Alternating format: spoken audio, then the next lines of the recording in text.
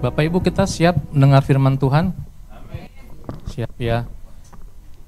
Kalau siap, saya berharap bagi Bapak Ibu yang tidak membawa Alkitab cetak bisa ngeliat di layar. Handphonenya sejenak kita off-kan dulu, jauhkan dulu dari semua godaan dan pencobaan. Ya, supaya kita tetap utuh, bukan runtuh. Karena kita mau belajar. Ini satu cerita yang sangat panjang. Kita akan belajar dari satu tokoh yang luar biasa. Tokoh ini jarang sekali dikhotbahkan oleh orang. Tapi saya belajar ketika saya mendapatkan firman Tuhan ini, saya kembali merenungkan bahwa kita seringkali runtuh bukannya utuh. Bagaimana kita menjadi utuh dalam Kristus? Mari kita contoh tokoh yang satu ini. Sudah siap Bapak Ibu ya? Handphonenya bisa disingkirkan. Kadang-kadang saya mikir gimana ya kalau gereja di pintu masuk itu ada kotak handphone, jadi jemaat naruh handphone. Jadi nggak terganggu. Fokus penyembahannya, fokus firman Tuhannya, fokus. Karena kita datang ke gereja untuk menyembah Tuhan, bukan menyembah handphone. Betul ya? Yuk kita buka Nehemia pasal 1. Nehemia pasal 1 ayat 1 sampai 11. Sampai 11. Temanya utuh atau runtuh. Subtema yang saya ambil itu adalah peka akan kehendak Tuhan. Saya baca Bapak Ibu ya. Bapak Ibu perhatikan di layar. Doa Nehemia bagi orang Israel. Riwayat Nehemia bin Hakhalya. Pada bulan Kislew tahun ke-20 ketika aku ada di Puri Susan, datanglah Hanani, salah seorang dari saudara-saudaraku dengan beberapa orang dari Yehuda. Aku menanyakan mereka tentang orang-orang Yahudi yang terluput, yang terhindar dari penawanan dan tentang Yerusalem. Kata mereka kepadaku, orang-orang yang masih tinggal di daerah sana, yang terhindar dari penawanan, ada dalam kesukaran besar dan dalam keadaan tercela. Tembok Yerusalem telah terbongkar dan pintu-pintu gerbangnya telah terbakar. Ketika aku dengar berita ini, duduklah aku menangis dan berkabung selama beberapa hari. Aku berpuasa dan berdoa ke hadirat Allah semesta langit. Kataku, ya Tuhan, Allah semesta langit, Allah yang maha besar dan dahsyat, yang berpegang pada perjanjian dan kasih setianya terhadap orang yang kasih kepadanya dan tetap mengikuti perintah-perintahnya. Berilah telingamu dan bukalah matamu, dan dengarkanlah doa hambamu yang sekarang kupanjatkan ke hadiratmu siang dan malam bagi orang Israel. Hamba-hambamu itu dengan mengaku segala dosa yang kami orang Israel telah lakukan terhadapmu. Juga aku dan kaum keluargaku telah berbuat dosa. Kami telah sangat bersalah terhadapmu dan tidak mengikuti perintah-perintah, ketetapan-ketetapan, dan peraturan-peraturan yang telah kau perintahkan kepada Musa hambamu itu. Ingatlah akan firman yang kau pesan kepada Musa hambamu itu, yakni, bila kamu berubah setia, kamu akan kucerai beraikan di antara bangsa-bangsa. Tetapi bila kamu berbalik kepadaku dan tetap mengikuti perintah-perintahku serta melakukannya, maka sekalipun orang-orang buanganmu ada di ujung langit, akan kukumpulkan mereka kembali dan kubawa ke tempat yang telah kupilih untuk membuat namaku diam di sana.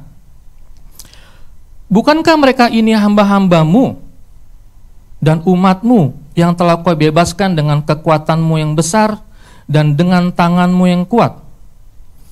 Ya Tuhan, berilah telinga kepada doa hambamu ini dan kepada doa hamba-hambamu yang rela takut akan namamu, dan biarlah hambamu berhasil hari ini dan mendapat belas kasihan dari orang ini. Ketika itu, aku ini juru minuman raja. Amin. Puji Tuhan. Bapak Ibu terkasih, untuk menjadi seorang yang utuh, kita harus peka akan kehendak Allah. Nggak ada sejarahnya orang utuh bisa utuh tanpa mendengar suara Allah. Kita mau belajar dari tokoh ini, Nehemia. Dia sosok yang luar biasa dalam Alkitab, khususnya dalam memahami kehendak Allah dalam kehidupannya secara pribadi. Tidak mudah memahami kehendak Allah. Apakah ada di antara kita pagi hari ini yang mengerti memahami kehendak Allah? Ada? Tidak. Kebanyakan kita bingung. Ya, akhir bulan gaji cuma untuk bayar cicilan. Setelah itu lewat lagi, kerja lagi sebulan untuk membayar cicilan berikutnya dan seterusnya. Makin stres, makin bingung. Orang yang hebat ini, si Nehemia ini, sangat peka terhadap pimpinan Allah untuk melaksanakan tugas yang dibebankan oleh Allah kepadanya. Kita akan belajar mengenal Nehemia dengan melihat dan meneladani kehidupan spiritualnya, sehingga dia bisa mempunyai kepekaan yang begitu tinggi akan kehendak Allah bagi kehidupannya secara pribadi. Nah, Bapak Ibu, dalam istilah teologi, kehendak Allah yang seperti ini biasa disebut sebagai kehendak individu Allah. Kehendak individu Allah. Artinya apa? Artinya kehendak Allah secara khusus pada seseorang untuk melakukan tugas tertentu dari Allah pada waktu tertentu.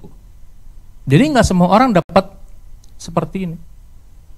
Contohnya, waktu Pak Gembala dipercayakan Tuhan, hanya dia yang mendengar suara Tuhan. Allah mengutus hambanya, ada seorang pendeta menyampaikan kepada Pak Irwan untuk membuka gereja. Hanya Pak Irwan yang tahu. Banyak tantangannya, saya mengikuti. Banyak tantangannya. Nah, nanti kita lihat juga nih ada tantangan nih. Kehendak individu ini tidak sama dengan kehendak moral. Apa bedanya? Kehendak moral itu perintah dalam Alkitab ya. Perintah dalam Alkitab ini namanya kehendak moral yang kita pegang, yang kita baca tiap hari, ini kehendak moral. Yang berlaku secara umum, ini berlaku umum untuk semua orang, untuk semua jemaat, untuk semua pengurus. Tapi tadi kehendak individu Allah hanya untuk satu pribadi, satu orang, nggak bisa untuk semua orang. Tetapi tetap bersangkut paut dengan seluruh rencana Allah bagi seluruh manusia. Bukan rencana manusia, tapi rencana Allah. Apa rencana Allah dalam hidup saya? Itu harus kita temukan. Contohnya, beberapa contoh dari kehendak individu yang tercatat dalam Alkitab. Kita lihat contohnya dulu. Misalnya, Allah berkehendak Simson. Ingat Simson, seorang hakim Israel. Allah berkehendak Simson untuk menjadi hakim. Itu kehendak Allah. Simson jadi hakim, bukan kehendak dia.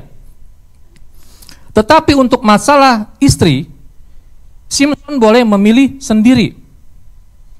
Walaupun memang Allah memakai hal ini untuk melaksanakan rencananya bagi penyelamatan bangsa Israel. Atau misalnya, Allah mempunyai kehendak individu bagi Ishak. Contoh kedua, tentang dengan siapa Ishak seharusnya menikah.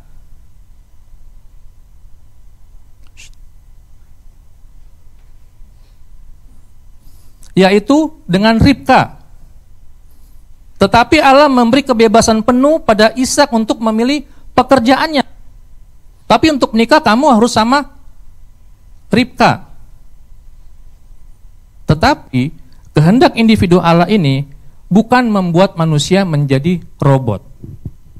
Karena Allah tetap menghormati kebebasan manusia untuk memilih taat atau tidak. Perhatikan di sini Bapak Ibu. Jangan salah. Kalau taat, maka berarti orang itu menjadi salah satu yang diikut sertakan Allah dalam rencana Allah, dan dia akan menerima upahnya. Betul ya? Ini indahnya. Tetapi kalau tidak mau taat dan dia menolak, nggak apa-apa, oke-oke saja. Maka Allah akan mencari orang yang lain atau pihak yang lain yang mau ikut dan taat pada rencananya. Simple. Lo mau, ayo. Nggak mau, jangan. Allah nggak pernah maksa. Seperti itu.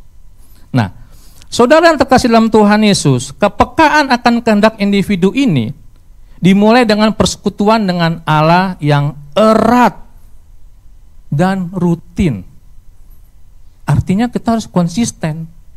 Jangan cuma hari Minggu, jangan cuma hari-hari pada umumnya, tidak. Tapi konsisten terus berlangsung.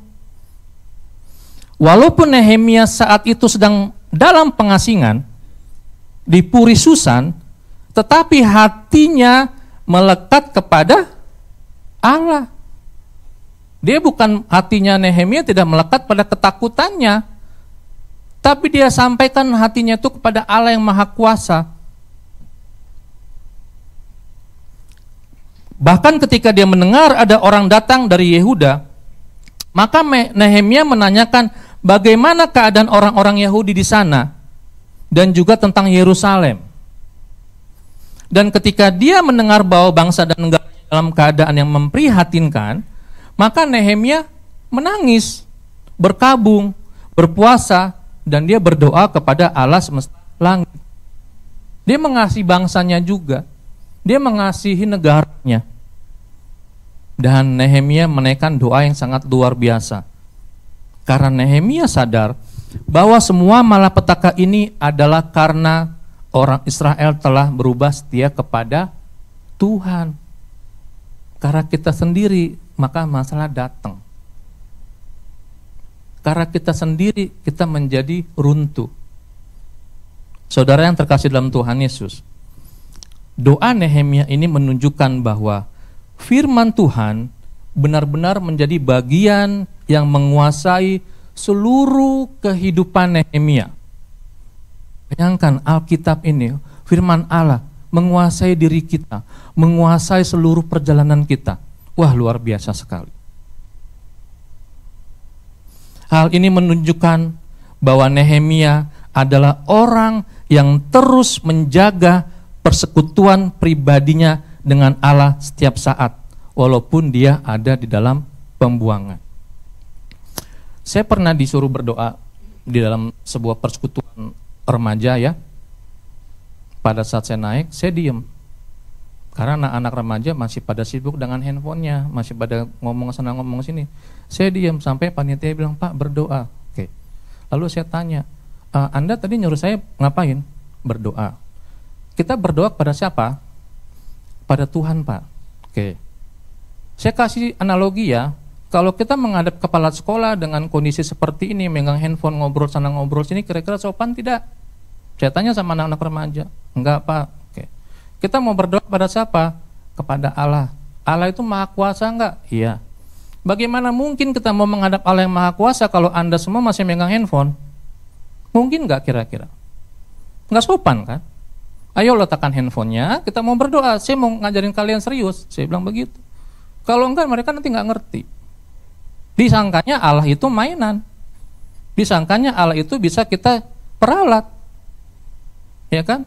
Jangan pernah perintah Tuhan, kita yang diperintah Tuhan. Nehemia diperintah Allah, dia tunduk, dia taat. Baru kita berdoa, saya bilang begitu. Baru tenang. Nah, Bapak Ibu yang dikasih dalam Tuhan Yesus, ajarkan juga kepada anak-anak kita. Ya. Anak-anak sekolah minggu JKI Om diajarkan tertib pada saat berdoa. Kita sebagai orang tua memberi contoh di sini. Supaya anak-anak tahu, ya kita menghadap Allah yang Maha Kuasa.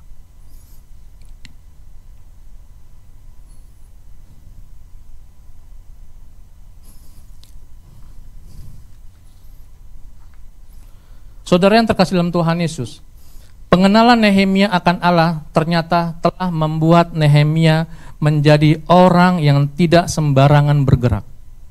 Dia nggak sembarangan bergerak. Nehemia menjadi orang yang belajar untuk menunggu. Perhatikan di sini Bapak Ibu, dia menjadi orang yang belajar untuk menunggu Allah berfirman atau bertindak. Hari ini Tuhan mau ngomong apa sama saya? Bangun pagi berdoa, Tuhan mau nyuruh saya apa? Baru dia bertindak. Justru karena mengenal Allah dengan intim, maka Nehemia menjadi orang yang sabar menunggu waktu Allah. Dia nggak tergesa-gesa. Setiap hal dia tanya sama Tuhan, saking dekatnya. Apapun itu. Saya belajar dari seorang pendeta waktu tahun 1998. Seorang pendeta berkhotbah. Dia memberikan kesaksian, dia mau ke bengkel mobil, mau servis mobilnya, dia berdoa sama Tuhan. Waktu itu saya masih remaja, ya ampun Pak, masa servis mobil aja nanya sama Tuhan sih? Kan banyak. Ya kan, betul ya, tapi dia tanya. Saya tidak mau tergesa-gesa supaya mobil ini awet, karena mobil ini mau dipakai untuk pelayanan, antar jemput jemaat. Makanya saya berdoa sama Tuhan, Tuhan tunjukkan. Ketika Tuhan tunjukkan tempat, saya juga menjadi berkat, saya bisa membagikan firman Tuhan. Jadi ada feedbacknya, nggak sembarangan. Wah, luar biasa saya bilang. Patut diteladani Bapak Ibu. Maka Nehemia menjadi orang yang sabar menunggu waktu Allah.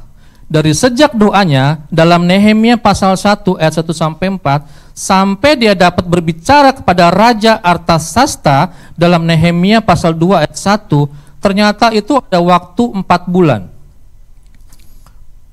Bayangkan betapa gelisah hati Nehemia yang harus menunggu waktu selama 4 bulan untuk dapat ditegur oleh raja.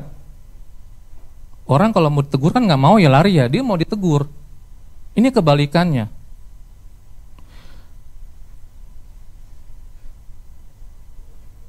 Kesabaran seperti ini hanya bisa dimiliki oleh orang yang mempunyai persekutuan yang erat dengan Allah. Kesabaran seperti ini, sabar terus menunggu. Jangan tergesa-gesa. Sebelum Tuhan bunyikan bel, tet, jangan pernah bergerak. Memang gak enak loh. Gak enak banget. Tapi kalau kita ngerti maunya Tuhan, sabar.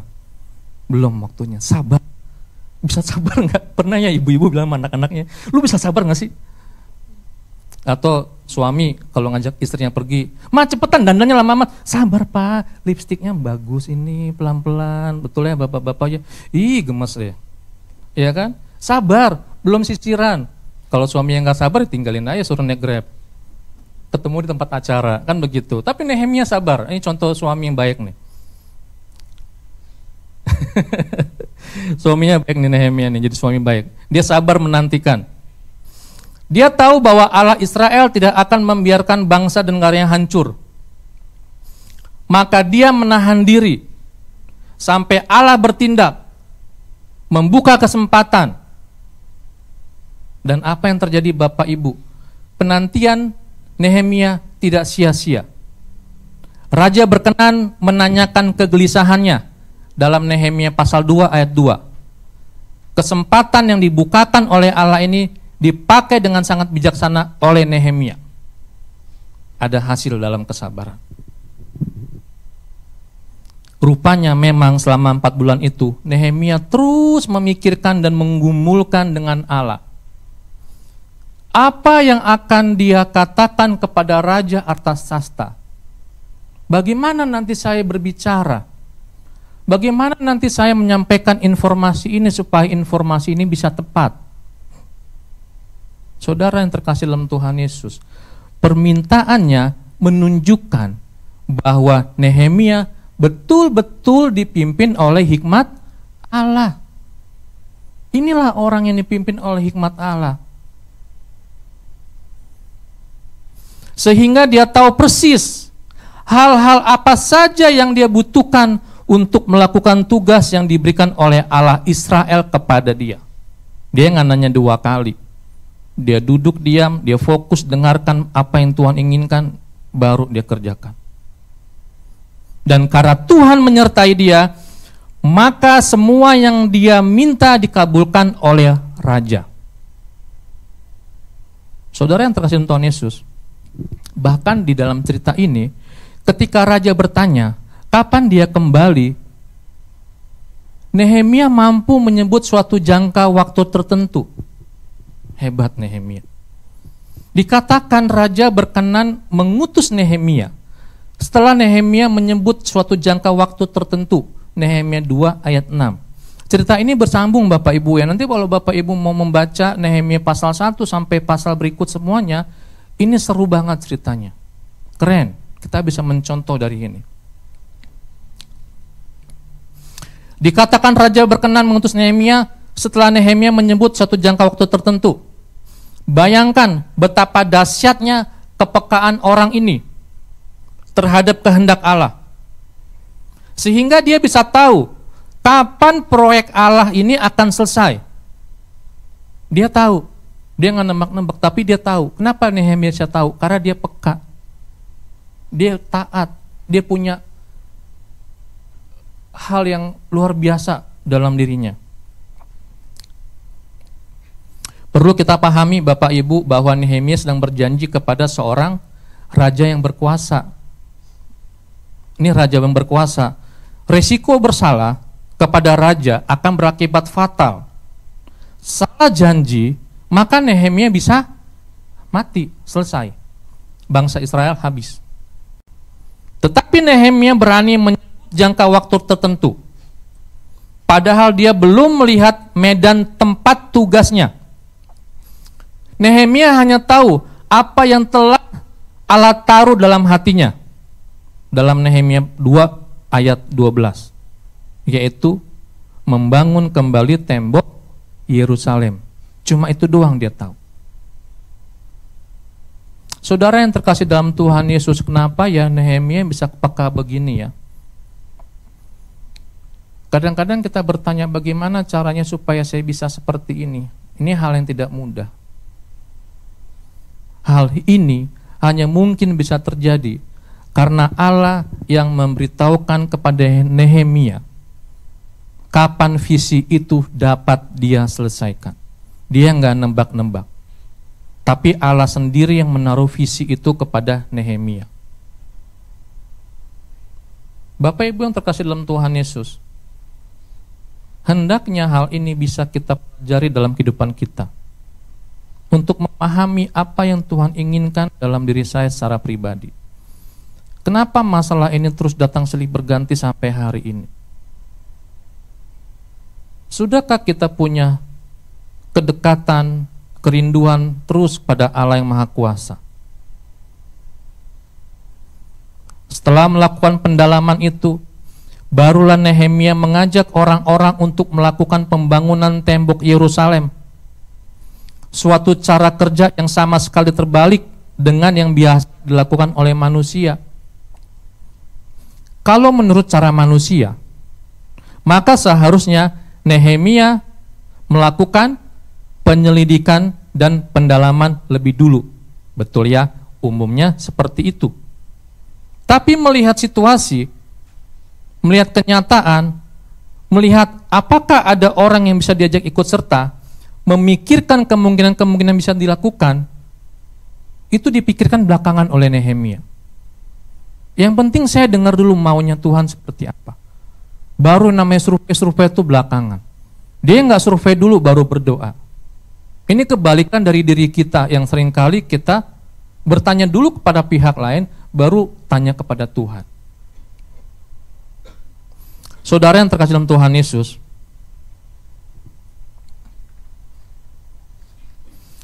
proyek Allah untuk Nehemia juga tidak luput dari halangan.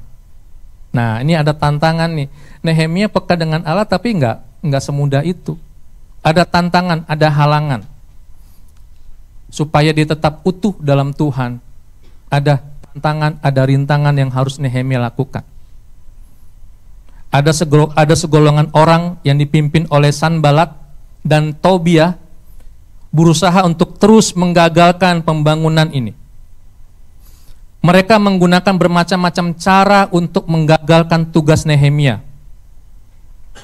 Nehemia pasal 2 ayat 9. Nanti Bapak Ibu bisa membaca Nehemia pasal 4 ayat 1 sampai 3. Tetapi semua usaha itu berhasil diatasi oleh Nehemia. Karena apa? Karena hikmat Tuhan yang memimpin dia, bukan hikmat dunia. Nehemia berhasil mengatasi masalah ini karena Tuhan beserta dia, ada hikmat Allah. Dia nggak sembarangan. Proyek ilahi tidak akan bisa digagalkan oleh kuasa-kuasa jahat. Tetapi bukan berarti bahwa kita yang dipercaya oleh Tuhan terus mengharapkan mukjizat atau campur tangan Allah secara langsung, sehingga semua halangan akan lenyap dengan sendirinya. Bukan seperti itu. Penugasan Allah bukan seperti berjalan di jalan tol, aman tanpa ada hambatan. Biasanya ada bagian yang memang akan dikerjakan oleh Allah, tetapi tetap ada bagian yang harus dikerjakan oleh manusia. Bagian Allah, biarkan Allah yang mengerjakan, jangan kita sok-sokan mengerjakan. Bagian kita kerjakan, jangan minta Tuhan yang mengerjakan, jangan dibalik-balik. Seringkali kita balik-balik. Justru inilah sebenarnya yang membuat kita dikenan oleh Allah. Karena Allah akan melihat ketaatan kita. Taat gak nih orang sama saya? Setia gak dia? Rela gak untuk bergantung penuh pada Allah? Dicek semuanya. Saudara, Nehemia pasal 3 menceritakan bagaimana dia dipimpin hikmat Allah. Dengan begitu luar biasa, mengatur orang-orang yang telah digerakkan Allah untuk bekerja bersama-sama membangun kembali tembok Yerusalem yang rusak. Luar biasa. Saya ingat satu tokoh lagi, Yosua. Yosua juga pernah berdiri di hadapan bangsa Israel, tua-tua, muda-muda semuanya. Yosua yang muda bisa ngomong di hadapan orang-orang tua. Karena apa? Hikmat Allah. Gak mudah bicara. Bicara dengan hikmat Allah berbeda dengan bicara tanpa hikmat Allah. Bapak Ibu yang terkasih dalam Tuhan Yesus,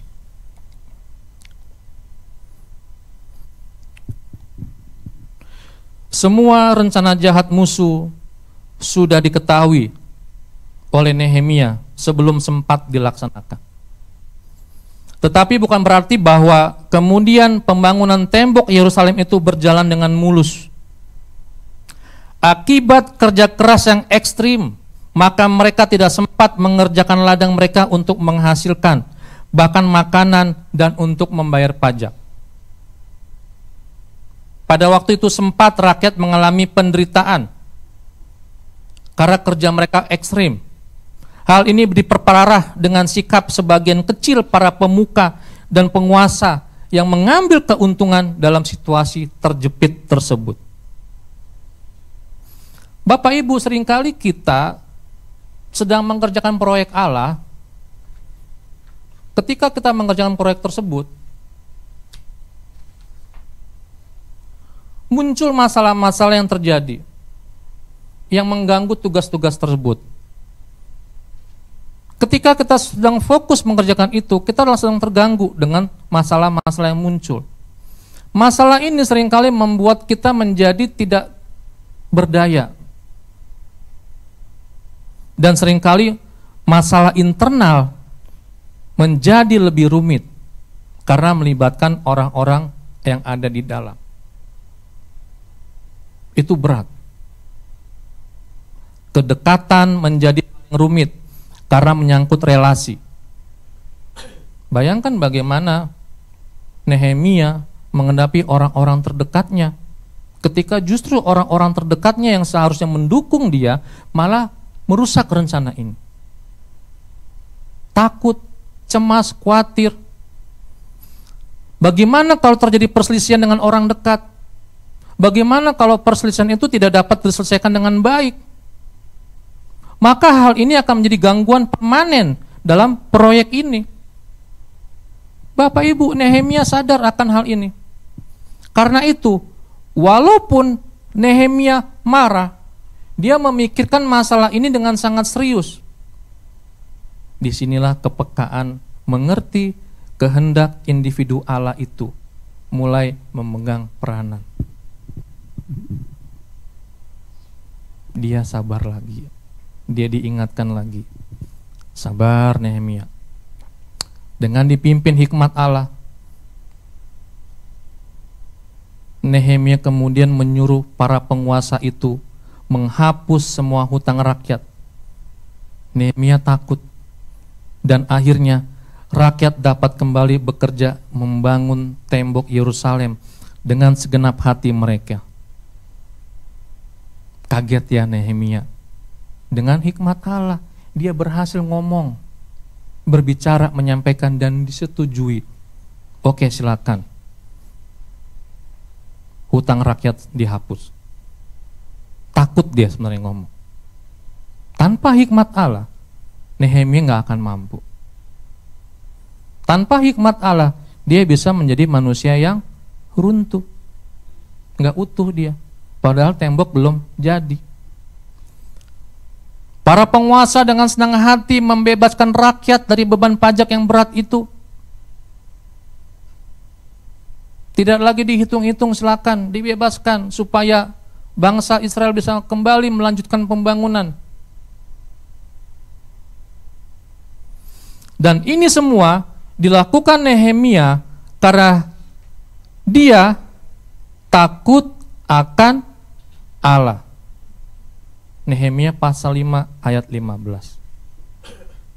Kata takut di sini bukan berarti memandang Allah sebagai suatu monster yang mengerikan. Akan tetapi bermakna takut secara moral, takut secara spiritual. Mungkin kita gentar. Mungkin kata gentar ya, kata gentar lebih cocok untuk bagian ini. Ada perasaan hormat. Ada perasaan segan, tidak ingin membuat Allah berduka. Bapak Ibu, tetapi ujiannya tidak sampai di sini. Masih ada ujian lain yang Nehemia alami. Musuh-musuh Israel belum menyerah. Mereka, yaitu Sanbalat dan Tobia, mulai melontarkan fitnah kepada Nehemia dengan membuat desas-desus bahwa Nehemia sedang membangun tembok Yerusalem dan berniat untuk berontak setelah pembangunan itu selesai. Enggak selesai di situ lagi ya. Banyak banget masalah. Terakhir, fitnah. Ini paling gampang ini. Semua orang pasti tahu. Kalau udah diuji sama uang gagal, kalau udah diuji sama, mohon maaf ya, wanita gagal, kalau udah diuji sama jabatan gagal, fitnah. Terakhir kuncinya. Ayo kita fitnah dia. Saya sudah pernah mengalami. Dan ini sakit banget. Satu RT datang menghadapi. Iya benar. Karena dengan fitnah. Gampang banget bikin fitnah. Apakah Nehemia runtuh? Mari kita lihat. Tetapi usaha ini pun gagal. Bahkan Nehemia justru berusaha sekuat tenaga. Nehemia pasal 6 ayat 9. Akhirnya, mereka berhasil menyuap salah seorang nabi Yahudi. Cobaan lagi. Ada nabi Yahudi. Namanya Semaya bin Delaya. Untuk membujuk Nehemia masuk ke bait Allah dengan alasan ada orang yang mau membunuh Nehemia. Pasal 6 ayat 10. Ujian lagi. Enggak selesai-selesai. Diuji terus. Aduh Tuhan, kapan selesainya? Tetapi Nehemia dengan hikmat yang dari Tuhan tahu ini jebakan. Hati-hati, ini jebakan. Ya, seringkali kita terbedaya. Ini nabi loh yang ngomong Bapak Ibu. Jadi bisa dibayangkan tekanan yang dialami Nehemia ketika seorang nabi menyuruh dia mengunci diri di bait Allah. Ini nabi loh yang nyuruh. Wah, ternyata difitnah nggak kebal. Difitnah nggak mempan. Suruh lagi orang, suruh kasih gembalanya, dia mana gembalanya, suruh ngomong, kita bayar gembalanya berapa juta. Gitu ya. Loh iya kan, bisa loh. Seperti ini, untuk menggagalkan rencana. Atau panggil pendeta. Kasih aja 10 atau kirim aja. Pendetanya mau. Tapi kadang-kadang kita kan juga harus peka dengan suara Tuhan. Banyak sekarang, mohon maaf ya. Ya seperti itu. Banyak. Bapak Ibu yang terkasih dalam Tuhan Yesus, Nehemia dipimpin oleh kepekaan akan kehendak Allah. Tahu persis bahwa sebagai orang awam, dia tidak boleh masuk ke dalam bait Allah. Dia ngerti. Hanya imam yang boleh masuk ke dalam bait Allah. Hukumannya bisa dihukum mati. Karena itu, walaupun yang menasihati dia adalah seorang nabi, dia nggak mau masuk ke bait Allah. Dia nggak mau sembarangan dengar. Karena dia tahu ini jebakan. Nehemia pasal 6 ayat 11.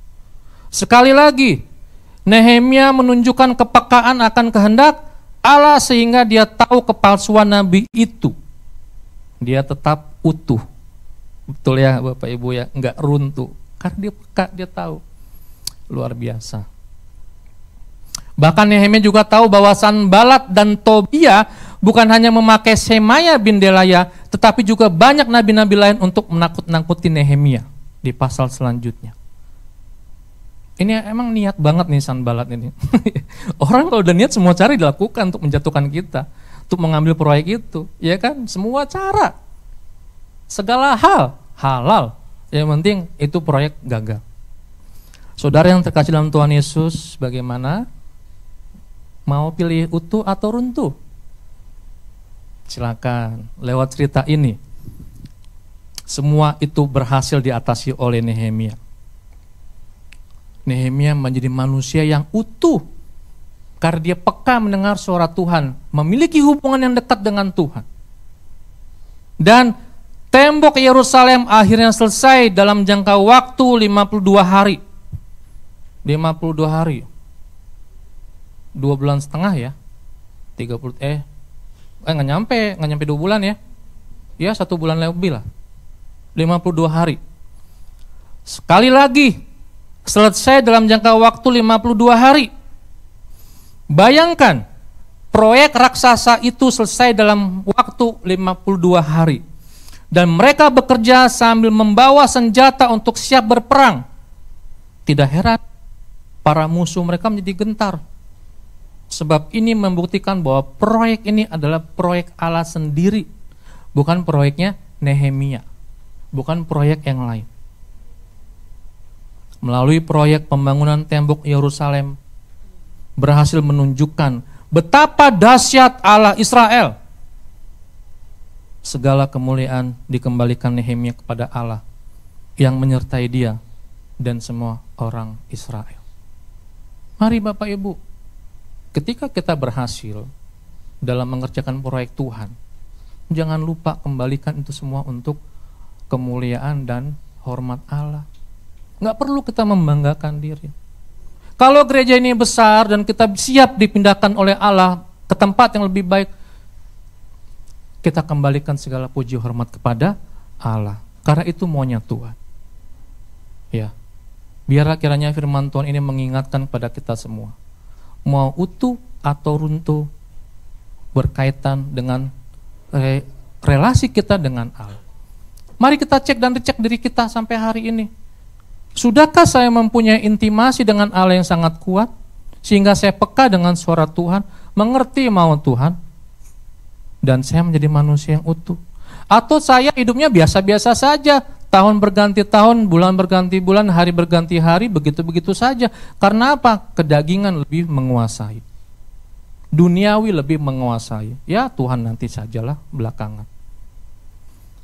Sehingga firman Tuhan yang selalu kita renungkan, masuk telinga kanan, langsung keluar telinga kiri.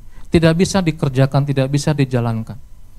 Dan biarlah kiranya firman Tuhan ini menjadi berkat, kita menjadi pelaku firman Tuhan, pulang dari rumah, lakukan firman Tuhan ini. Miliki hubungan yang dekat kembali. Perbaiki kembali hubungan kita dengan Tuhan supaya kita menjadi utuh.